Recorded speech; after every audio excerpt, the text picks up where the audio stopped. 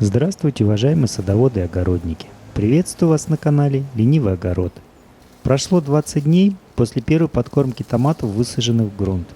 Обычно я вторую подкормку провожу через 2 недели после первой, но в связи с резким похолоданием до 13 градусов днем я ее решил перенести на более позднее время. Погода нормализовалась, а это произошло только на 20-й день после первой подкормки. И я приступаю к проведению второй подкормки томатов. Как и прежде, внимательно осматриваем кусты томатов, чтобы определить, что нужно растениям. Кисти завязались отлично, на 100%. В этом очень помогает стимулятор плодообразования. Я использую зависть. Можно использовать любой другой стимулятор плодоношения. Также можно применять раствор борной кислоты. Для второй подкормки томатов я буду использовать органический раствор. Нам понадобится зола, перегной. Раствор я готовлю утром. Для приготовления подкормки беру 2 литра перегноя,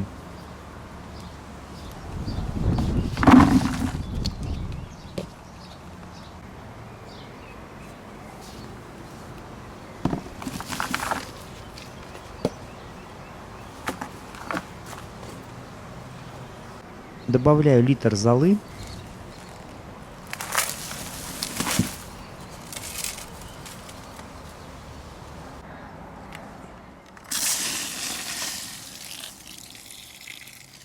и заливаю это 20 литрами воды.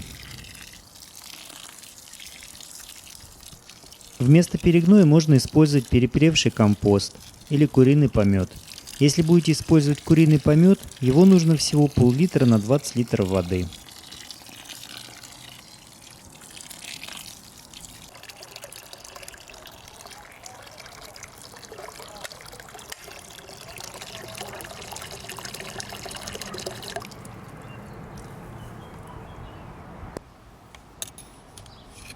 Далее я добавляю 2 столовые ложки сахара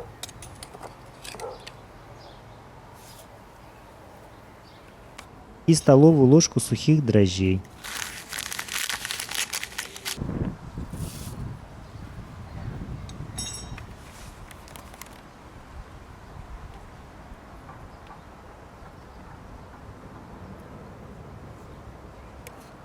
Все это хорошенько перемешиваю и оставляю до вечера. Пусть настаивается.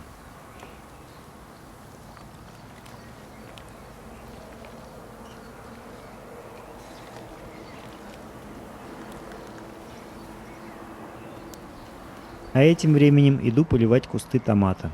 Полив провожу утром, подкормку буду проводить вечером.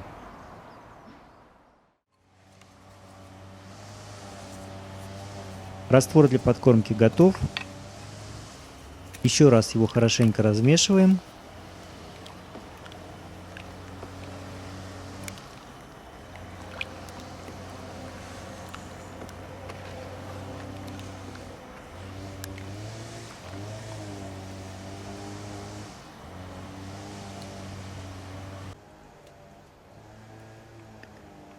Подкармливать будем из расчета 1 литр подкормки под каждый куст томата.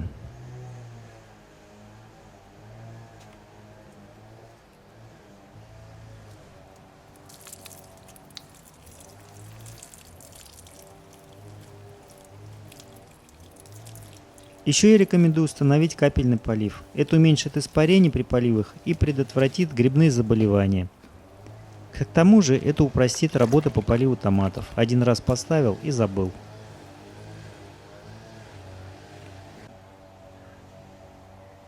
Для полива томатов я использую капельную ленту. Набор для капельного полива я купил на Озоне. Можно вбить в поиск набор капельного полива Green Helper 001N. В нем есть все необходимое для полива теплицы от 4 до 6 метров. Таким же образом подкармливаем все растения томата.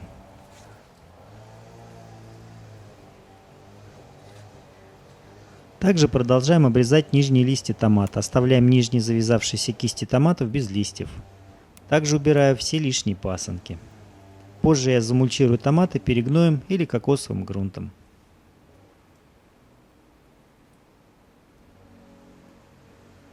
После подкормки произвожу опрыскивание кустов завязью.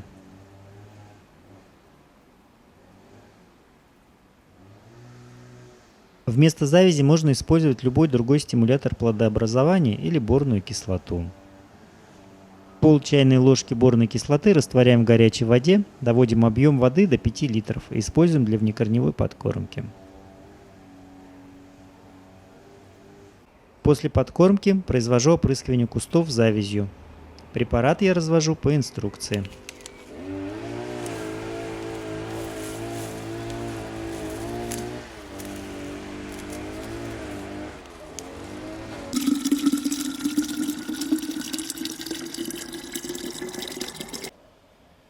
Опрыскиваем каждый цветочек, каждый листик. Нам нужно, чтобы у нас завязались все плоды. Ведь только в этом случае мы получим хороший урожай.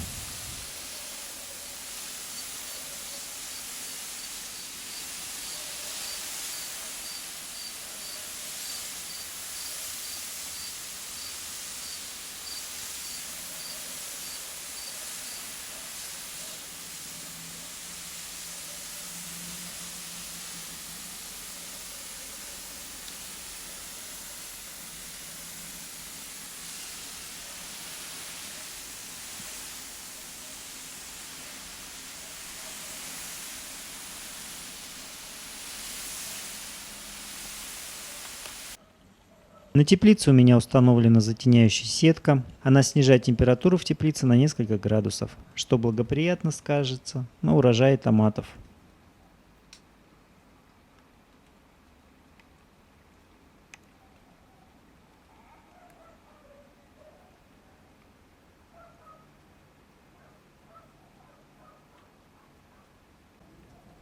Ну вот и все мероприятия, что я провел на томатах в теплице.